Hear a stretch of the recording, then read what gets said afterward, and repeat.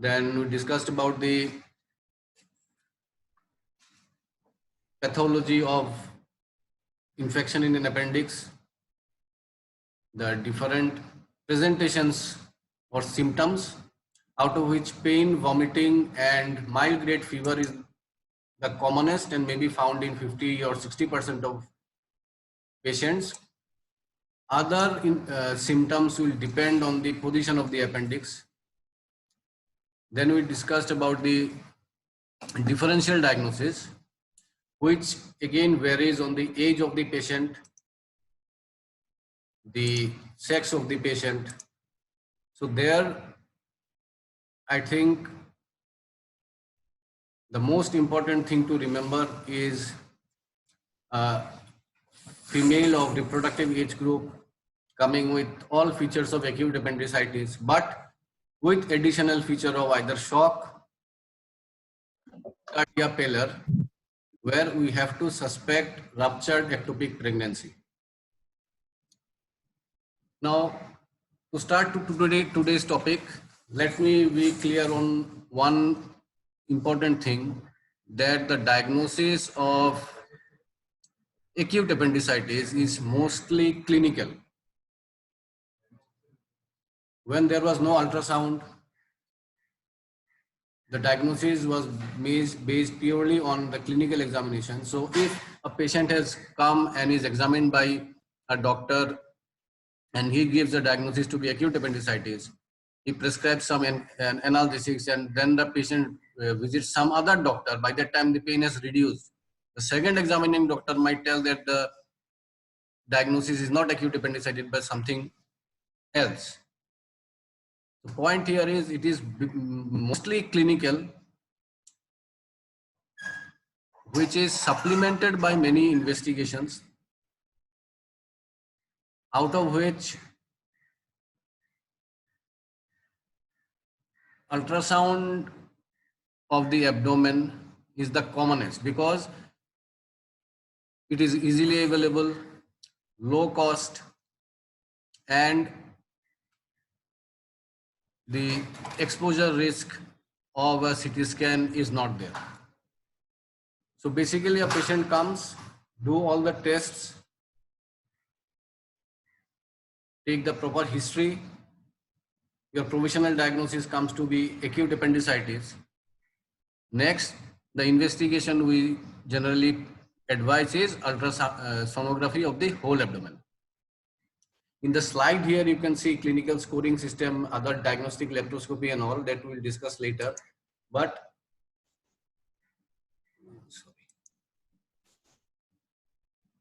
coming to ultrasound, see the sensitivity is 85 and specificity is 90%. Though CT scan, the sensitivity and specificity is more, but availability, the cost factor and the radiation exposure is more. So in ultrasound, just one thing to remember as far as MBBS student is concerned is the diameter of the appendix. So if in an ultrasound, the diameter of the appendix is given as 7 millimeter, you know that there is a problem in the appendix. Plus, there will be thick walled and a compressible. That is maybe not important for you, but remember in any ultrasound report, if you see that the appendix diameter is more than 7 millimeter, you know that there is a problem, and because of edema, the size of the appendix is increased, and we take it to be a positive case of acute appendicitis. CT scan, as I have told you, sensitivity, specificity is more, but the problems associated with CT are there. So generally it is not advised as the first line of investigation. So in exam, if they ask you what investigation you will do, answer should be ultrasound.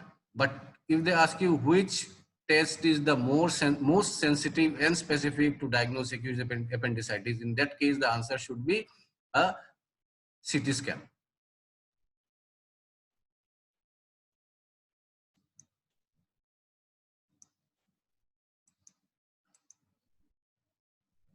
Okay.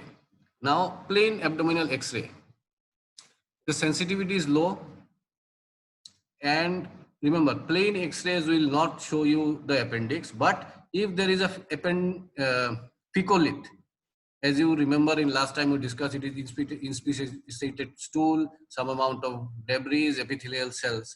So it is a thing just like a stone. So, and stones can be detected in the X-ray. So in 10 to 15% of cases in plain abdominal X-ray, you can pick up an appendicolith or a phycolith. And that will be your only clue that the patient is suffering from a problem in the appendix. The rest 85 to 90% will not have any sort of help from an plain abdominal X-ray. Now coming to a special type of X-ray, I think by this time you know the name of barium enema. Have you heard of the name barium enema? Yes, sir. Yes, sir. So in Yes, sir. what happens is in barium enema, the patient is allowed to drink fluid filled with barium. Once you drink it, it fills up the esophagus, the stomach, then it goes into the small intestine up to the cecum. So coming out of the topic or maybe diverting from the topic, you remember that there are specific names given to some barium X-rays. So if your plan is to examine only the esophagus, it will be a barium swallow. You want to look for some problems in the stomach, it will be barium meal. To diagnose problems in the small intestine like the jejunum, ileum, it is the barium specific name is barium meal follow through. So in barium meal follow through, the barium reaches up to the ileocecal junction. For diagnosing problems in the rectum, sigmoid colon, descending, ascending, and transverse colon, the oral route is not sufficient. By the time it reaches up to the colon, it becomes diluted. So the other route is taken and it is called barium enema. Appendix lies in such a position where it is the last part of the small intestine and beginning of the large intestine.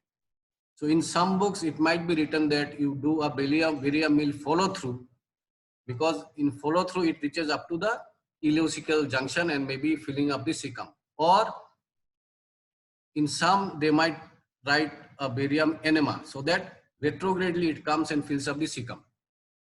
Now, we know that the problem in the appendix arises because the lumen of the appendix has been blocked, maybe because of some reason or the other, maybe a phycolith, a stricture, or a worm.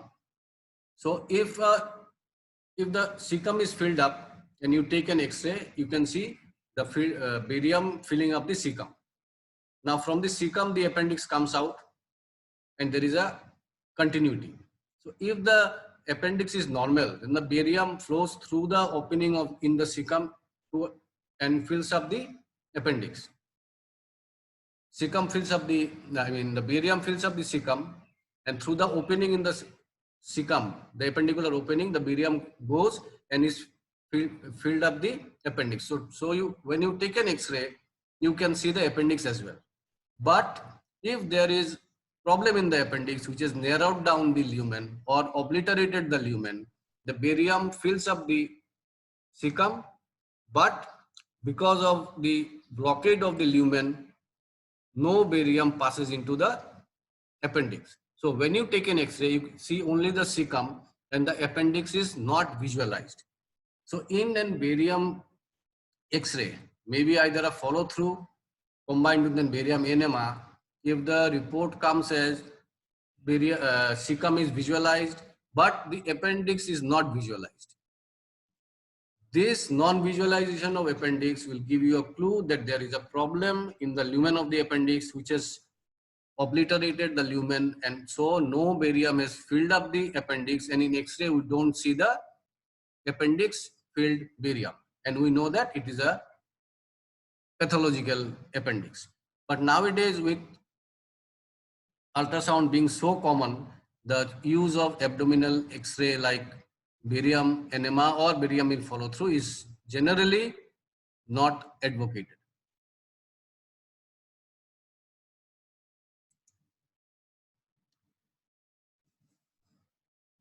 Next is something called a diagnostic laparoscopy. See, in diagnostic laparoscopy, a patient has come or is coming to a doctor with on and off pain, features not typical of acute appendicitis. In those cases, a laparoscopic surgery is done and you visualize the appendix just to make a diagnosis. Here you do it when you feel that some other problems might be associated. So when you are doing a diagnostic laparoscopy, you are not only looking at the appendix, you see the other structures. Specifically in females, you see the uterus, the fallopian tube. So diagnostic laparoscopy is an interventional procedure and is done in only select cases when maybe the ultrasound is not giving you enough evidence and pointing towards acute appendicitis. So in selected cases, when you are not sure, you subject the patient to general anesthesia and an procedure which is invasive to diagnose the case. And that is why the name is diagnostic laparoscopy. So once again, easiest is ultrasound, where you see a 7 mm dilated appendix and you know that there is a problem. More specific and sensitive is CT scan, but cost, availability, and radiation is a problem. Diagnostic laparoscopy only in selected cases. X-ray, plain X-ray, not of much use. Barium can be done, but generally not done nowadays. So if you are posted in some place where there is nothing but only X-ray and a barium X-ray can be done, in those cases you can do a barium X-ray. And if you see that the report is something where you don't see or visualize the appendix, you know that the patient is suffering from some problem related to the appendix. Here I want to make one thing clear. Acute is something which is very sudden. Signs of inflammation are more evident. And thus the name acute appendicitis. Something which is not acute takes a long time, or maybe the problem comes off and on. In pathology, we know that it is termed as chronic. But in surgery, a term chronic appendicitis is generally not used. It is recurrent appendicitis. So now we have two things. One, a patient coming with sudden acute onset pain, umbilical area, maybe shifting to the right iliac fossa, some amount of nausea, and some amount of mild grade fever. All signs on examination are positive. We term it as acute appendicitis. Another patient comes with mild pain in the right iliac fossa. Maybe it stays for 2-3 days. Again, the patient is relieved. Maybe after 4 months, 5 months, or 4 weeks after the onset, again the same problem occurs. In those cases, the diagnosis is not acute, not chronic. It is recurrent appendicitis. That is, the pain recurs after a non-specific interval of time. So chronic appendicitis may be a term found in pathology, but in surgery, the term chronic appendicitis is generally not used. Now, before proceeding to the management or treatment, as I told you that the diagnosis of acute appendicitis is mainly clinical. Before proceeding or advising any investigation, we need to be sure whether the patient is suffering from appendicitis or there is any other problem which is mimicking appendicitis. Because negative appendicectomies, that is, patients not suffering from appendix but diagnosed to be appendix and operated, the ratio is very high. Or to be specific, the ratio was very high. Any pain right iliac fossa was taken to be acute appendicitis. it was removed. But now we know that it has some role in the immune system. Unnecessary removal of appendix increases the relative risk of carcinoma of cecum. So we try not to do or not to remove appendix from an individual who has no problem in the appendix. So the clinical diagnosis should be very, very accurate. So for that, there is a scoring system which will help you to find out whether a patient has appendicitis or not. The name of the score is Alvarado score. Total points is 10. And depending on how much the patient scores, you know whether it is acute appendicitis, probable appendicitis, or most likely not appendicitis. The things we know, we try to find out are from symptoms, signs, and simple laboratory findings. So if you see, there are 1, 2, 3, 4, 5, 6, 7, 8 parameters. Out of that, 2 plus 1, 3, 4, 5, 6, 7, 8, 9, and 10. So in symptoms, we look for only 3 things: migratory pain in the right iliac fossa. So if a patient comes with history of pain in the umbilical area, which has migrated to the right iliac fossa, we give a score of 1. Again, the patient complains of anorexia, 1. Nausea and vomiting, 1. So out of this, if the patient doesn't give his history of nausea and vomiting, this will be 0. So depending on the symptoms, you have migratory right iliac fossa pain, anorexia, nausea and vomiting, scores 1, 1, 1. When you examine the patient, if right iliac fossa tenderness is present, then you give a score of 2. Not present, 0. Rebound tenderness, 1. If present, not present, 0. And elevated temperature, 1. In laboratory finding, leukocytosis, total count increased, you give a point of 2, and shift to left is something where you see the white cell, the premature white cells are more. That will be a pathological finding. So if you remember this, now to easily remember the various symptoms, signs and laboratory findings, there is a mnemonic. Take the first alphabet of all these: M, A, N. Take the T here, tenderness, R in rebound tenderness, E, L, S. So it will be Mantrels, M, A, N, T here, tenderness. Instead of right iliac fossa tenderness, remember as tenderness right iliac fossa. So Mantrels. So you can remember the Alvarado score as Mantrels. Total score of 1, 1, 1, 2, 1, 1, 2, 1. Total making a total of 10. So any patient comes, send for a basic blood investigation. Send for this basic blood investigation. So you have to wait for these 3 points after the blood reports come. But the other 7 scoring, you can easily do it by the bedside in the initial examination. Now, if you see this slide,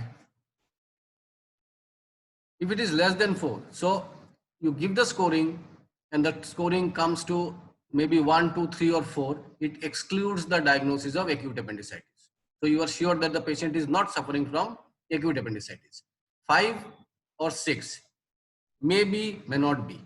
More than 7, strongly suggestive of appendicitis. So simply give the scoring. If it is more than 7, most likely appendicitis. 5 or 6 may or may not be, where we have to go for some other sort of investigation, and below 4 you are almost sure that the patient is not suffering from acute appendicitis. There is a modified Alvarado score. I don't think it will be necessary for you to know it. There is another score, just know the name. It is called Zanaki score, but details are not required. So remember now, any patient comes with symptoms of pain, right iliac fossa, nausea, vomiting, just take the history, write the mental score, and even before sending the patient for an ultrasound, CT scan or whatever, you know whether the patient is a case of acute appendicitis, most probable appendicitis, may or may not be, or no appendicitis. So clinically you can diagnose, which is further supplemented by investigations like ultrasound, CT scan, or whatever is required and appropriate.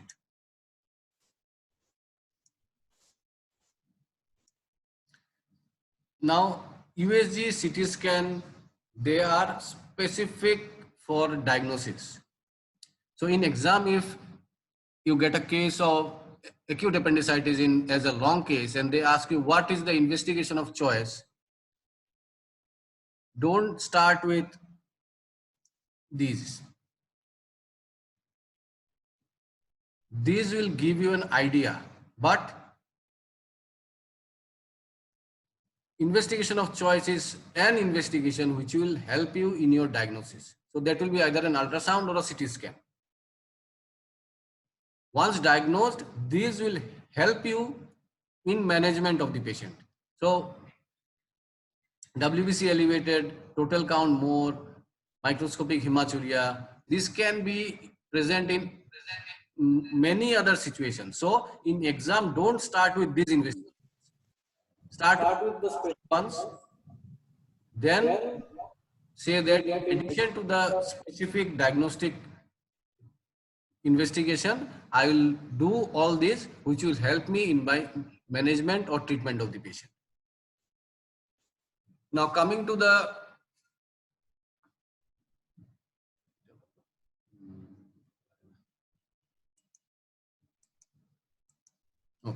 now coming to the treatment part. Remember one thing, the treatment for acute appendicitis is only emergency surgery. Nothing else. Acute appendicitis, emergency surgery.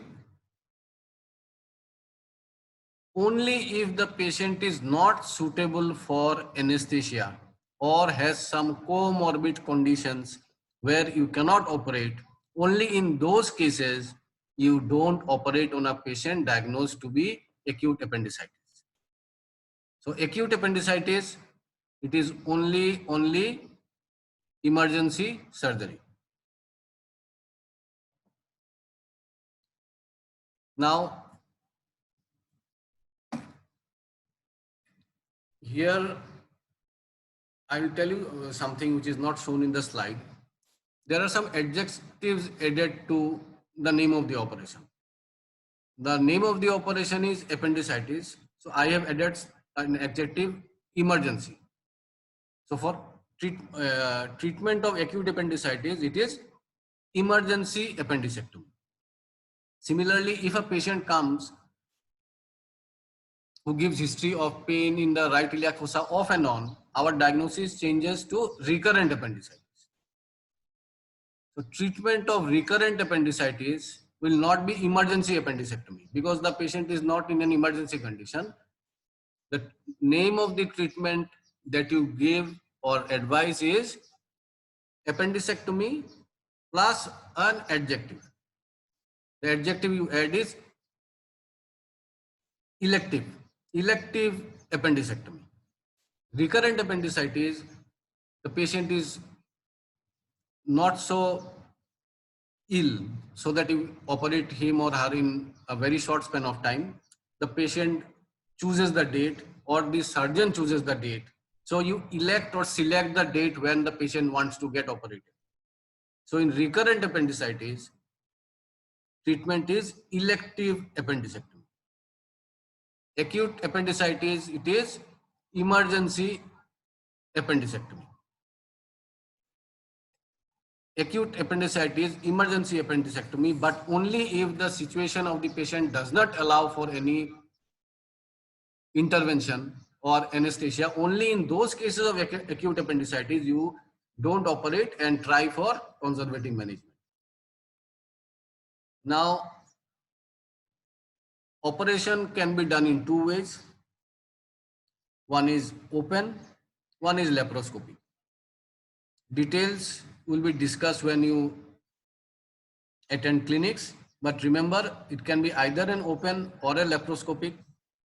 Here in the chart, we have seen that if it is in case of obese patient, it is preferable, but it depends on the choice, the expertise, the place where the patient has come, or the place where the hospital is situated. So it can be done in both open method and laparoscopic method. So in acute appendicitis, emergency appendectomy can be done in as an open case or laparoscopic. Similarly, recurrent appendicitis, the elective appendectomy can also be done as a open appendectomy or a laparoscopic appendectomy.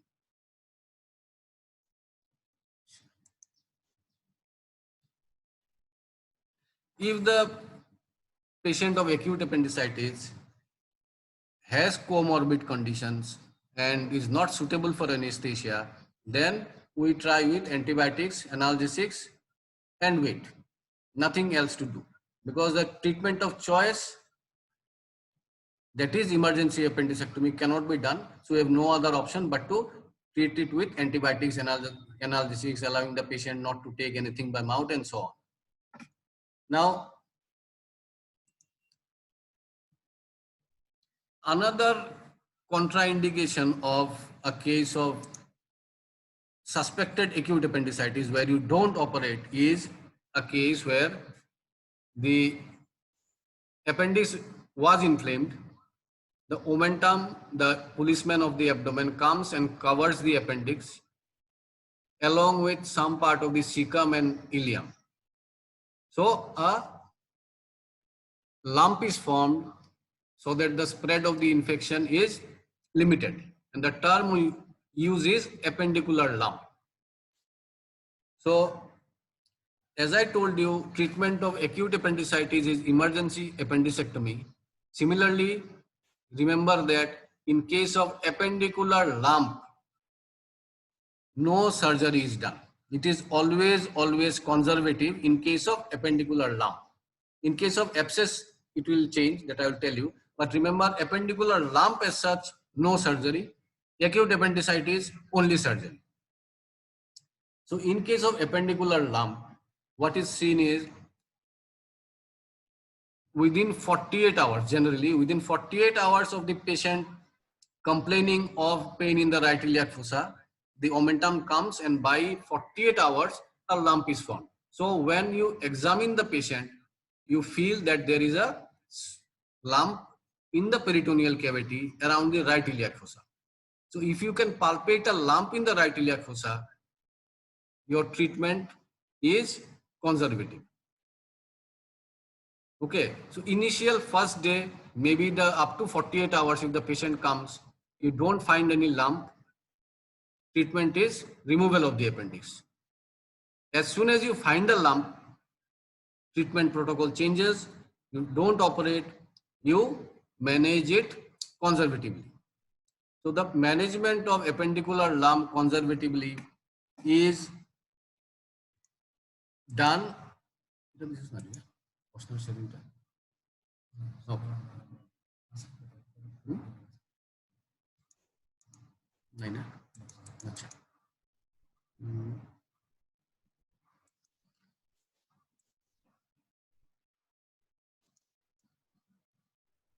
Okay.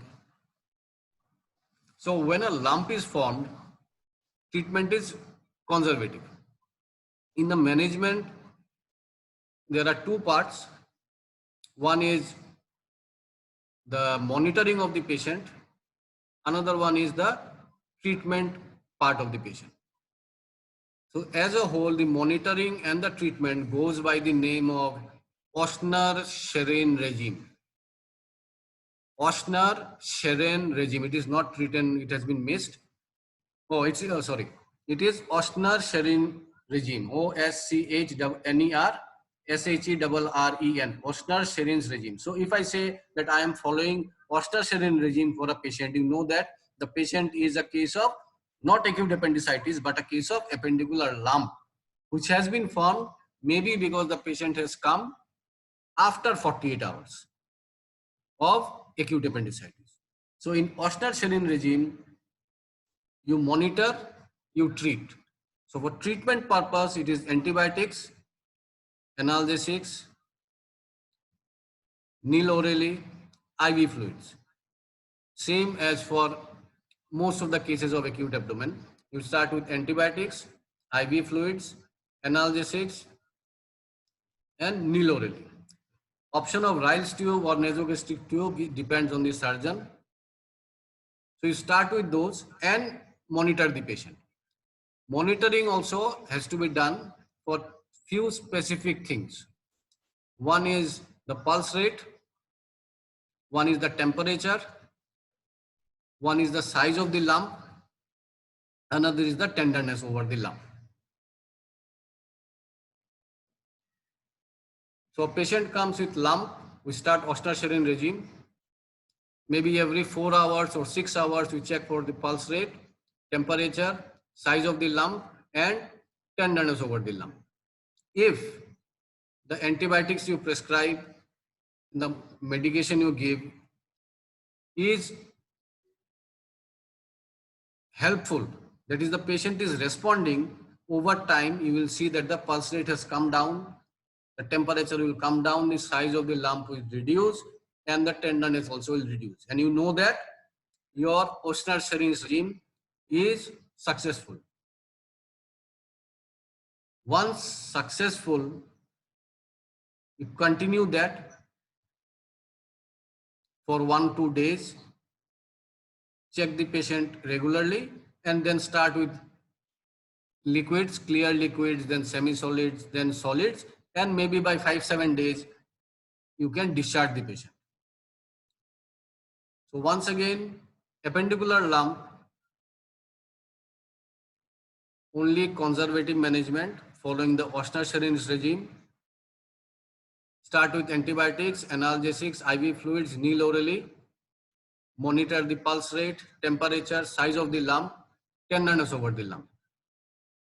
If everything is going good, size will reduce, tenderness will reduce, temperature will reduce, pulse rate will reduce. And you know that the patient is responding. Within few days, you can send back the patient. Now, if the pulse rate is not subsiding, maybe it is increasing, temperature is increasing, size of the lump is increasing, tenderness over the lump is increasing, maybe either all four, or maybe some, temperature, pulse rate increases and size increases. If these are increasing, you know that the conservative management that you are following or the Oster-Scherin regime you are following is not helping the patient, or the patient is not responding to your conservative management. Now we have to know the reason why the conservative management is not responding. This is because the lump, within the lump, pus has started forming. So pus is abscess. So if you see that the appendicular lump increases, tenderness increases, temperature rises, pulse rate increases, you know that the appendicular lump has changed into an appendicular abscess. So your diagnosis changes from appendicular lump to appendicular abscess. Okay. Appendicular lump was your diagnosis on admission. You started with Oster-Scherin regime, but unluckily the patient is not responding. Things are aggravating. You know that there is a pus within the lump, and your diagnosis now changes from appendicular lump to appendicular abscess. Now you all know that if there is pus anywhere, we have to drain it out. So in appendicular abscess, you drain out the pus. So two things appendicular lump, it is only conservative management. Only when the appendicular lump changes into an appendicular abscess, then only you stop conservative management and proceed for a surgery where you drain the pus.